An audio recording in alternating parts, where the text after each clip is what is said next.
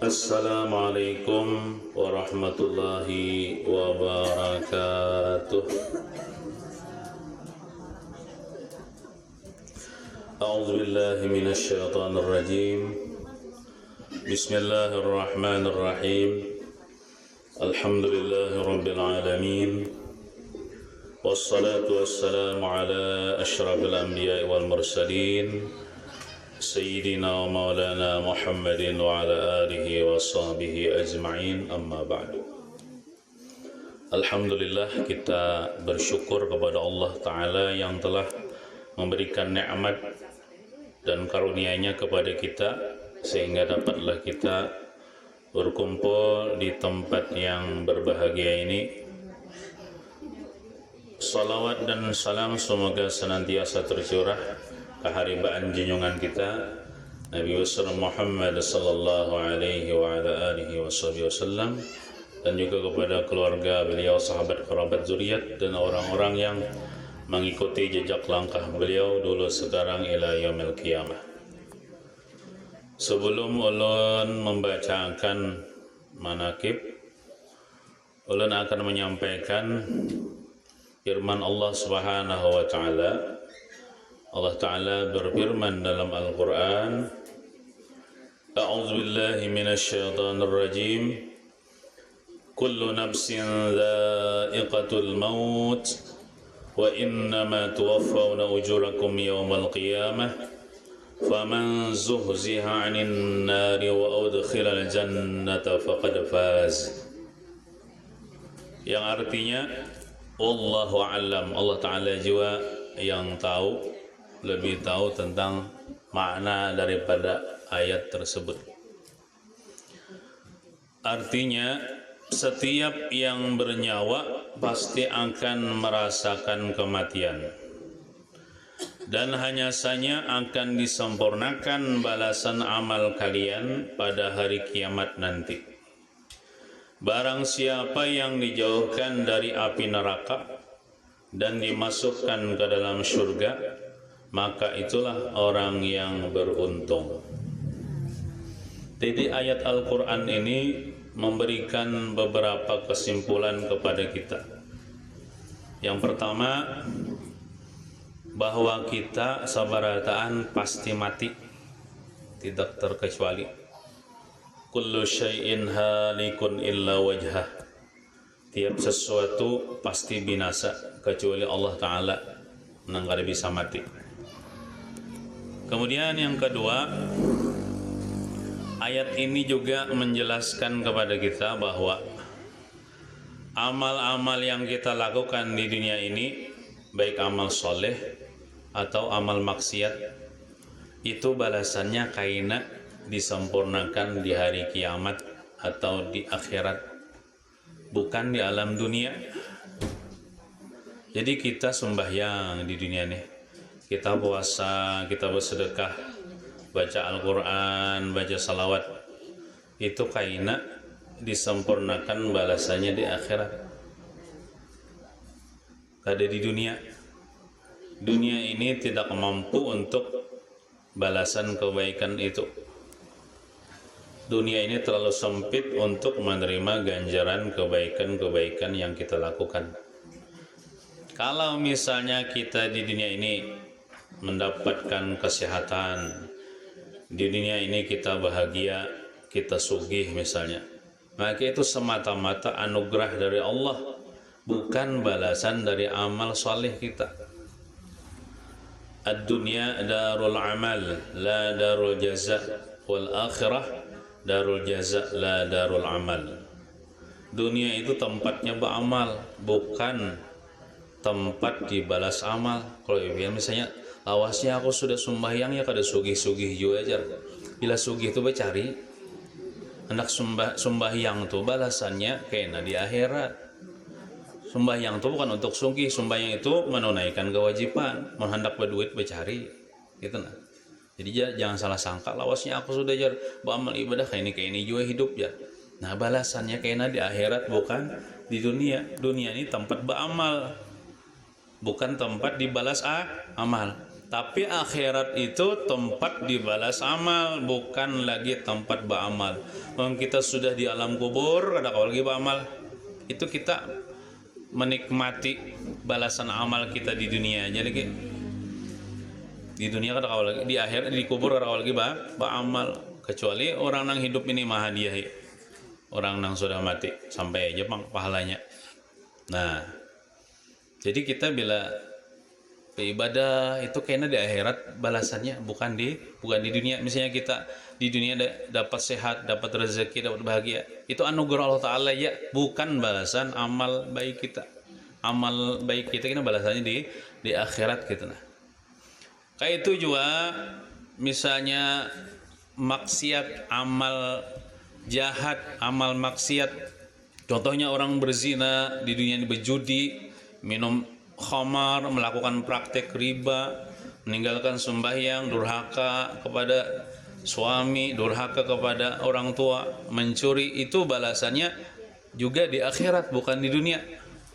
Lah, kalau misalnya ada kesusahan-kesusahan yang menimpa kepada ahli maksiat di dunia ini, maka itu hanya sekedar peringatan saja dari Allah bahwa di akhirat nanti lebih dahsyat lagi dari kesusahan di dunia ini. Kalau ada misalnya pencuri, kalau masuk penjara, nah, kalau ada misalnya orang melakukan maksiat lalu inya ditimpa penyakit, itu peringatan dari Allah aja, bukan balasan dari amal maksiatnya. Amal maksiatnya nanti di akhirat balasannya. Di dunia ini apa yang menimpa kepadanya daripada penyakit itu peringatan aja, ya Tuhan, ini bukan belum seberapa lagi, karena di akhirat kita memang dahsyatnya daripada ini. Nah, jadi amal baik ke amal jahat kah, karena di akhirat balasannya bukan di dunia. Nah, kemudian ayat ini juga memberitahu kepada kita bahwa sesungguhnya orang yang benar-benar beruntung itu adalah orang yang dijauhkan dari neraka dan dimasukkan ke dalam surga. Itu orang yang bujur-bujur beruntung. Walaupun misalnya orang ini paling sugih hidup di dunia, paling bergelimang harta, punya pangkat yang tinggi di dunia, wajah cantik atau tampan, umur panjang, kada pernah garing, tapi kalau matinya kada masuk surga, itu kada beruntung. Kayak apa aja nyamannya di dunia ini, mau matinya kada masuk surga, kada beruntung. Jadi bila beruntung itu apa? Bila kada masuk neraka, masuk surga, itu nang beruntung. Kayak itu juga kalau ada orang sakit terus hidup di dunia nih, menderita terus hidup di dunia nih, susah terus hidup di dunia nih, tapi kalau inya mati masuk surga, jauh daripada neraka, maka itu adalah orang yang beruntung. Jadi orang beruntung tuh bukan orang sugih, bukan orang yang bisa banyak harta, pangkat tinggi, tapi orang bila mati masuk surga, itu orang yang beruntung. Nah, ulama mengatakan al-mautu haqqun. Bermula mati itu pasti terjadi kepada kita. Mati itu nyata adanya. Buktinya apa? Kita sudah banyak menyaksikan orang mati. Saudara kita mati, keluarga kita mati, jiran kita mati, ini kayak kita sudah mati berdahulu. Walaupun kita lari dari kematian, maka mati itu akan menjemput kita. Kita misalnya sakit, lalu dibawa lari ke rumah sakit, itu sekalinya di rumah sakit itu malaikat maut sudah menunggu. Nah, mati itu nyata, tapi kita tidak tahu kapan terjadi mati itu kepada kita. Kapan kita mati kita kada tahu. Esok kah kada tahu, sejam kemudian kah kada tahu. Kita tidak tahu juga matinya di mana. Nah, itu kan misteri, kada tahu lagi kita. Kapan mati kita kada tahu, di mana kita mati kada tahu. Kemudian pulang, bagaimana caranya kita mati kada tahu juga kita. Apakah kita mati husnul khatimah kah? Apakah su'ul khatimah kada tahu juga. Amun husnul khatimah itu artinya lah bagus akhir umurnya. Itu arti husnul khatimah, bagus akhir umurnya. Amun su'ul khatimah itu artinya buruk atau kada baik akhir umurnya. Udah naik kita sebarataan husnul khatimah. Nah, oleh karena tiga hal itu kita kada tahu kapan kita mati, di mana kita mati, bagaimana kita mati, husnul khatimah kah, su'ul khatimah kah. Kita kada tahu. Ada orang umur 2 tahun mati, 10 tahun mati, ada yang 70 tahun hanya mati, ada yang 100 tahun hanya mati, ada dalam parut sudah mati. Kita kada tahu kapan kita mati. Maka oleh karena itu ujar sahabat Nabi pernah berkata, yaitu Abdullah bin Umar. Ujar sidin berkata, jika kau di waktu sore, maka jangan kau pastikan besok subuh kau masih hidup. Kita misalnya di sore hari, kita jangan berpasti esok pacangan hidup, ada tahu kita. Dan jika kau di waktu subuh, maka jangan kau pastikan di waktu sore kau masih hidup, ada nang tahunya. Misalnya kita besok karena bombolan gini sehat aja, sekalinya sorenya sudah di alam kubur, mati batang hari dikuburkan orang. Maka bila kita kada tahu kapan kita mati, kemarian kah, besok kah, malam kada tahu, maka bila kita membuat rencana atau kita berjanji, maka jangan kada berbuat insya Allah, karena kita kada tahu umur. Isuk tulak sarwan lah, insya Allah, buat insya Allah. Isuk bayar hutang lah, insya Allah. Isuk kita bertemuan lah, insya Allah. Cuma anehnya ada di antara manusia nih yang kada yakin bila insya Allah. Ya orang, isuk sarwan di rumah aku lah, jari kita insya Allah. Jarinya bilang, jangan kayak itu, pasti-pasti aja jar. Jangan insya Allah jar. Nah, padahal orang yang insya Allah itu lebih dapat dipercaya daripada orang yang pasti. Karena orang yang insya Allah itu sudah memakai petunjuk Allah. Allah berfirman dalam Al-Quran dalam surah Kahfi, wala taqul li syai'in inni fa'ilun dzalika ghadan illa ay yasha Allah. Janganlah kau katakan bagi sesuatu, aku kena mengerjakan besok hari, kecuali insya Allah. Cuma saya aku ke esok itulah kayak insya Allah. Nah kayak itu kok Quran memudahkan gitu, karena kita kada tahu umur. Jangan pasti-pasti. Kemudian kita kada tahu lagi apakah kita mati su'ul khatimah kah, apakah husnul khatimah kah. Maka oleh karena itu kita selalu khawatir kalau kita mati kada beriman. Kita jangan merasa aman, jangan merasa tenang. Kita, wah seorang ini pasti beriman ya, belum tentu. Jangan merasa tenang. Biasanya bila orang merasa tenang itu bisa matinya kada beriman. Tapi tandanya orang yang mati beriman ini selalu khawatir, kayak apa kok kena mati beriman kah, kada beriman kah, ada kekhawatiran. Nah, karena kada ada yang bisa menjamin kita ini mati husnul khatimah, tidak yang bisa menjamin. Yang paling kita takutkan, yang paling kita khawatirkan hidup di dunia ini adalah mati kada beriman. Amonnya gas, kada pakolehan 3 hari itu mencari, tenang aja neta. Misalnya baras, misalnya belarang, tenang aja neta. Amunnya minyak misalnya belarang, tenang aja tuh. Tapi mun mati kada beriman, nah iya celaka sudah. Celaka sudah. Nah, nauzubillahi min zalik. Jadi kita wajiblah kapingin mati husnul khatimah di hati kita nih. Hendak benar mati husnul khatimah itu harus ada gitu. Nah, jadi ujar ulama, mati husnul khatimah itu ada 3 tingkatan. Ada 3 tingkatan. Tingkatan yang pertama, orang yang paling tinggi matinya husnul khatimah itu adalah orang yang dapat mengucap la ilaha illallah di akhir hidupnya. Itu husnul khatimah yang paling top sudah. Mati di rumah kah, mati di masjid kah, mati di kantor kah, mati di pasar kah, mati di bawah pohon gatah kah, mati di warung kah, bila akhir umurnya kau mengucap la ilaha illallah, pasti husnul khatimah, pasti masuk surga. Itu paling tinggi sudah derajatnya. Ia masuk surga pasti tah. Ujar Rasulullah bersabda, man kana akhiru kalamihi la ilaha illallah dakhala al-jannah. Siapa akhir umurnya mengucap la ilaha illallah, pasti dia masuk surga. Nah, tapi jangan cuma kapingin jar ulama, tapi ada usaha, diusahakan juga. Aku kepingin aja masuk husnul khatimah, tapi kada ada usaha. Harus sudah usaha juga.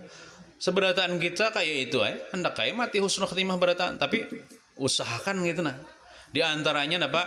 Banyaki membaca zikir la ilaha illallah. Ya minimalnya sehari 100 kali. La ilaha illallah, la berzikir. berzikir.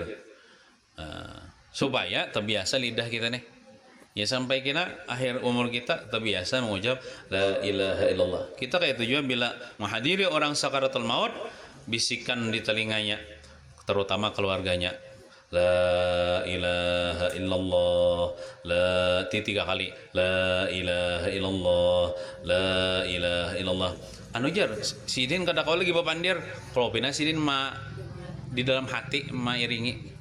Kan orang anak meninggal ini kada kau lagi bergerak muntong kada kau lagi bapandir, mata kada lagi puncak cuma benak ya lagi. Kalau pina dalam hati mendengar kan. Jadi caranya mantalkinkan tuh jangan gini. Oi, baca. Nah, itu kada usah. Langsung ya jangan oi baca la ilaha jangan kata-kata oi baca itu jangan, langsung aja baca.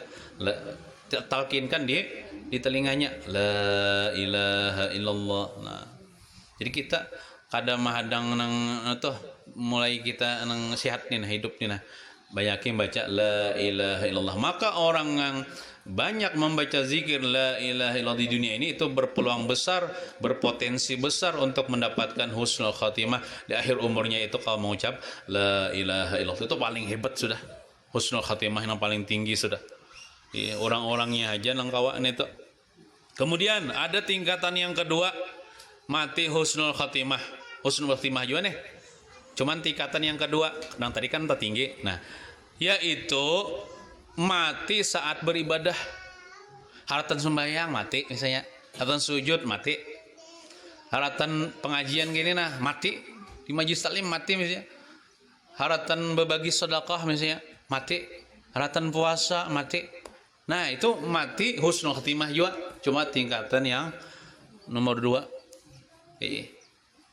Kemudian bedahnya kita lah mati dalam beribadah, mati kau mengucap la ilaha illallah. Ada husnul khatimah tingkatnya yang ketiga nang terendah, cuma husnul khatimah juga, yaitu orang nang mati masih membawa iman, artinya orangnya masih beriman, masih agama Islam, haratan makan tak mati kesanggalan kah misalnya mati tapi nya beriman masih Islam, husnul khatimah juga. Haratan guring misalnya mati misalnya orangnya kada bangun-bangun lagi, itu asalnya beriman beragama Islam, husnul khatimah juga. Nah, itu tingkatan yang paling rendah. Nah, maka oleh karena itu kita selalu meminta, memohon, berdoa kepada Allah agar diberi husnul khatimah, atau kita mengamalkan amalan-amalan agar kita mati husnul khatimah. Di antaranya niat hendak nuntut ilmu terus sampai mati. Itu mati dalam keadaan nuntut ilmu kan, mati husnul khatimah. Sebaliknya pulang ada mati su'ul khatimah. Su'ul khatimah itu jahat, kada bagus akhir hidupnya. Nauzubillahi min dzalik lah. Itu ada 3 tingkatan juga. Ada 3 tingkatan juga. Nah, kita selalu berlindung kepada Allah agar dijauhkan dari mati su'ul khatimah. Tingkatan yang pertama, orang mati su'ul khatimah ini paling jahat lah, adalah mati hal keadaan tidak membawa iman, tidak membawa Islam, atau mati kafir. Mati hal keadaan murtad, tercabut iman dan Islamnya, ini kekal wae di neraka selama-lamanya. Kada keluar daripada neraka, kada masuk surga. Nauzubillahi min dzalik. Nah, ini contoh orang yang walaupun misalnya asalnya beriman lalu tercabut imannya. Contohnya ada kisah orang Bahari namanya Barsisa al-Abid. Barsisa ini ahli ibadah di zaman Bani Israel Bahari. Berpuluh-puluh tahun beribadah, sekalinya nya tagawi maksiat lalu mati keadaan maksiat, tercabut imannya. Nauzubillahi min dzalik. Ada namanya Bal'am bin Ba'ura, seorang ulama besar, punya karamat, tapi karena ini mendukung orang yang memusuhi Nabi Musa, lalu tercabut imannya, terjulur lidahnya waktu mati, tercabut imannya. Su'ul khatimahan. Itu tingkatan yang pertama, su'ul khatimah, yaitu mati kada membawa iman, kekal di neraka itu. Auzubillahi min dzalik. Ada mati su'ul khatimah tingkatan yang kedua, itu mati hal keadaan maksiat. Haratan berjudi tak mati, haratan mabuk mati, haratan nyabu mati, haratan mencuri mati, haratan berzina mati, haratan menggibah tetangga mati. Nah, itu suul khatimah. Haratan maksiat dan mati. Kan minyak ditutup umurnya itu dengan maksiat lalu mati, itu kan suul khatimah. Suul khatimah. Nah, ada tingkatan yang ketiga, suul khatimah yang ketiga. Ini taringan, Bang. Mati hal keadaan memikirkan dunia. Kan nang bagusnya itu mati ingat on Allah Ta'ala, beribadah ingat on Allah Ta'ala. Ini mati haratan mikirkan dunia, haratan menghitung duit mati, haratan menimbang getah mati, haratan main game mati, haratan mau unjun mati, haratan main bola mati. Ini mati suul khatimah yang paling ringan. Tapi asal dia masih beriman, masih Islam, walaupun dia ini suul khatimah, tapi ada harapan masuk surga. Seandainya masuk neraka ya Pak, ada karenanya ada iman, dikeluarkan daripada neraka, dimasukkan ke dalam surga. Ini suul khatimah yang paling ringan. Mati hal keadaan kada ingat lawan Tuhan. Nah, kada ingat lawan Tuhan, berkecimpung dengan dunia. Ketujuh mau urus dunia mati, sibuk ngurus dunia mati. Nah, tapi ini kada kekal Bang di neraka. Amun inya ada iman, masuk surga aja kena. Cuman kurang bagus Bang matinya kayak itu. Yang bagus tuh mati waktu beribadah, ingat lawan Tuhan, kau mengucap la ilaha illallah, meninggal. Nah, jadi di manakah kita mati itu juga kita kada tahu. Di mana kita mati kita kada tahu. Maka oleh karena itu kita hendaklah selalu berdoa minta kepada Allah agar kita dimatikan di tempat-tempat yang diridhai oleh Allah. Tempat-tempat yang diridhai oleh Allah, seperti mati di tempat sujud, kan bagus dah. Mati di majlis salim bagus, mati di masjid waktu beribadah. Nah, kita berlindung kepada Allah dari mati di tempat-tempat yang hina, di tempat-tempat maksiat, di tempat-tempat yang dilaknat oleh Allah Subhanahu wa taala. Ini itu pahaman daripada ayat yang ulun baca tadi. Kemudian kemarin tuan rumah nih datang ke ulun minta bacakan manakib. Jar ulun manakib siapa? Tasarapian aja jar. Nah, mun tasara ulun, maka ini kan bulan Rabiul Akhir, itu haulnya Al Habib Ali bin Muhammad bin Husain Al Habsyi. Habib Ali pengarang Maulid Al Habsyi, nang biasa pian memaulidan dah. Nang pian baca tuh manakib apa? Maulid, kitab Maulid karangan Sidin, Maulid Simtud Durar ya. Maulid Al Habsyi itu pengarangnya Habib Ali bin Muhammad bin Husain Al Habsyi. Sidin itu orang Yaman, orang Hadramaut, orang Siwon. Di Hadramaut itu ada ngarannya kampung kan, daerah kan namanya Siwon. Sidin bagian dari situ. Cuman Sidin ada bisi anak. Di antara anak Sidin itu narannya Alwi bin Ali Al-Habsyi. Nah, Habib Alwi itu hijrah dari Hadramaut ke Indonesia, begana di Solo. Nah, Sidin membangun majelis jua di Solo, menetap di Solo, bisa membangun masjid Ariyat namanya.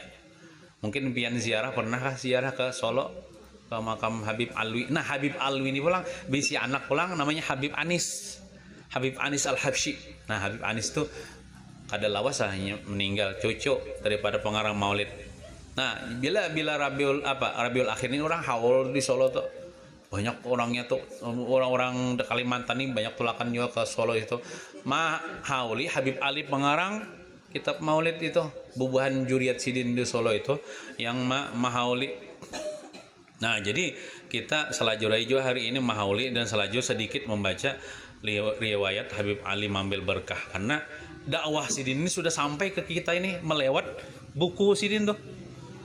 Sidin pernah berkata, ya Sidin, ini dakwahku ini, kitabku ini akan sampai ke pelosok-pelosok dunia, ke desa-desa, ke kampung-kampung. Alhamdulillah sampai dakwah Sidin tuh ke kita, walaupun cuman buku Sidin, buku Maulid Sidin. Pian buku Maulid itu nang pian baca kan bahasa Arabnya tuh. Mun pian tahu maknanya luar biasa tuh, tentang sejarah Nabi Muhammad mulai lahir sampai wafat, akhlak Nabi Muhammad diceritakan di dalam Maulid itu. Jadi Habib Ali ini Sidin zuriyat Rasulullah sallallahu alaihi wasallam, daripada jalur Sayyidina Husain. Habib Ali bin Muhammad bin Husain al-Habsyi adalah seorang ulama besar keturunan Nabi Muhammad SAW yang lahir di Hadramaut Yaman pada tahun 1259 Hijriah atau 1839 Masehi. Beliau dikenal sebagai pengarang kitab Maulid Simtud Durar atau Maulid al-Habsyi, dan beliau mendirikan Masjid Riyadh di kota Siwan Hadramaut Yaman untuk menyebarkan Islam dan pendidikan. Termasuk Sidin mendirikan pondok pesantren pertama di sana. Jadi yang ada pondok pesantren itu di Hadramaut, Sidin Pamulaan yang membangunnya. Beliau adalah salah satu tokoh yang sangat dihormati dan banyak dari santrinya yang kemudian menjadi ulama besar di berbagai negara termasuk Indonesia. Pian taulah, tetamu lah pian. Habib Zain al-Habsyi, abah angkat daripada guru sekumpul yang bakubah di Matapura. Itu Sidin murid pengarang Maulid nih. Habib Zain itu murid daripada Habib Ali al-Habsyi. Sidin kan orang Hadramaut juga, hijrah ke Martapura. Abah angkat daripada guru sekumpul Habib Zain. Itu di mana kubah Sidin itu ada di pokoknya di Matapura, di kampung mana gitu lah. Nah, itu lah ada tuh di daerah kita nih murid Habib Ali al-Habsyi. Beliau lahir dari pasangan Habib Muhammad bin Husain al-Habsyi, Abah Sidin Habib Muhammad bin Husain al-Habsyi, dan Ibu Sidin Syarifah Alawiyah binti Husain bin Ahmad al-Jufri. Jadi Mama Sidin Syarifah. Sejak kecil beliau dididik dengan luar biasa oleh kedua orang tuanya. Bahkan ia mengkhatamkan Al-Quran saat masih kecil. Menempuh pendidikan di Mekah. Beliau juga mengaji di Mekah dengan berguru pada ulama-ulama besar di Mekah, termasuk ulama besar di Mekah namanya Sayyid Ahmad bin Zaini Dahlan. Beliau juga mendapatkan perhatian khusus dari gurunya, yaitu Al-Habib Abu Bakar bin Abdullah bin Talib Al-Attas, dan berguru juga pada Al-Habib Idrus bin Omar Al-Habsyi setelah gurunya wafat.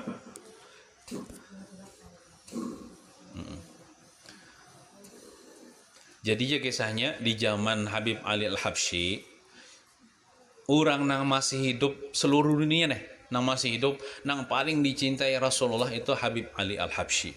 Orang nang paling banyak bersalawat kepada Rasulullah itu Habib Ali al-Habsyi. Sampai roh-roh para wali-wali Allah Ta'ala itu hadir di majelis Habib Ali al-Habsyi. Bahkan Rasulullah pun Sidin roh Sidin tuh berancak begana di Hadramaut di tempat Habib Ali al-Habsyi, bukan di Madinah. Padahal kubur Sidin di Madinah. Nah, dakwah dan karya setelah beliau kembali ke Siwan, karena Sidin menuntut ilmu di Makkah, lalu kembali ke Siwan. Siwan itu daerah di Hadramaut. Beliau mulai berdakwah dan mengajar di Masjid Hambal namanya. Pada usia yang sangat muda menjadi pelopor adanya pondok pesantren di Hadramaut dengan mendirikan masjid dan pondok pesantren.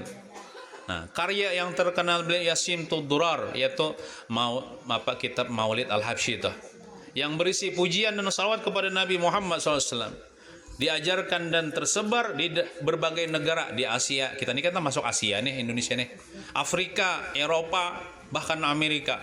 Pengaruh dan warisan murid-muridnya seperti Habib Abdul Qadir bin Abdul Rahman As-Segaf menjadi ulama besar yang melanjutkan perjuangan dakwah.